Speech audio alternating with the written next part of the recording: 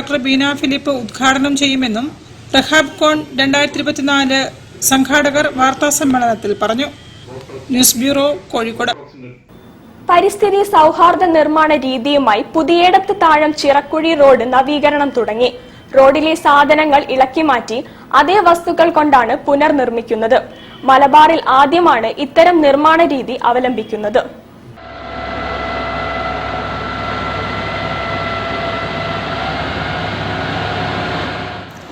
ആധുനിക സാങ്കേതിക വിദ്യ ഉപയോഗിച്ച് ഫുൾ ഡെപ്ത് റെക്ലമേഷൻ രീതിയിൽ മലബാറിലെ ആദ്യത്തെ റോഡാണിത്.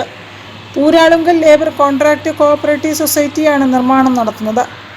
നിലവിലെ റോഡ് 3/4 അടി കനത്തിൽ ഇളക്കി മറിച്ച് ആ നിർമ്മാണ സാമഗ്രികൾ പൂർണ്ണമായും ഉപയോഗിച്ച് കൂടെ സിമൻറ്റും സ്റ്റെബിലൈസറും വെള്ളവും ചേർത്ത് പൾവറൈസ് ചെയ്യുന്ന മെഷീൻ്റെ സഹായത്തോടെ വിരിക്കുകയാണ് ആദ്യഘട്ടം. പിന്നാലെ പാഡ് ഫൂട്ട് റോളർ ഉപയോഗിച്ച് ബലപ്പെടുത്തി ഗ്രേഡർ മെഷീൻ ഉപയോഗിച്ച് നിരപ്പാക്കും. വൈബ്രേറ്ററി റോളർ ഉപയോഗിച്ച് അമർത്തുകയും ചെയ്യും. അതിനുശേഷം ന്യൂമാറ്റിക് ടയർ റോളർ ഉപയോഗിച്ച് ഉപരിതലം മിനുക്കും. ഇത്തരത്തിൽ നിർമ്മിക്കുന്ന റോഡ് 7 മണിക്കൂർ മൂടി വയ്ക്കുകയും 7 ദിവസം നന്നായി നനയ്ക്കുകയും വേണം. ഈ കാലയളവിൽ വാഹനം പോകരുത്. എന്നാൽ മാത്രമേ ഉയർന്ന ഗുണനിലവാരത്തിലുള്ള ദൃഢമായ പ്രതലം ലഭിക്കൂ. അതിനുശേഷം ഇമൽഷൻ തളിച്ച് പോളി പ്രോപ്ലിൻ പേവിംഗ് ഫാബ്രിക് വിരിച്ച് ബിറ്റുമിൻ കോൺക്രീറ്റ് കൊണ്ട് ഫിനിഷിംഗ് പൂർത്തിയാക്കും. FDR നിർമ്മാണ രീതി വ്യാപകമാകുന്നതോടെ നിർമ്മാണ വസ്തുക്കൾക്കായി പ്രകൃതിയെ ചൂഷണം ചെയ്യുന്നത് കുറയ്ക്കാനുമാകും. ദൃഢവും ഏറെക്കാലം നിലനിൽക്കുന്നതുമായ റോഡായതിനാൽ അടിക്കടിയുള്ള അറ്റകുറ്റപ്പണികളും പുനർനിർമ്മാണവും ഒഴിവാക്കാം.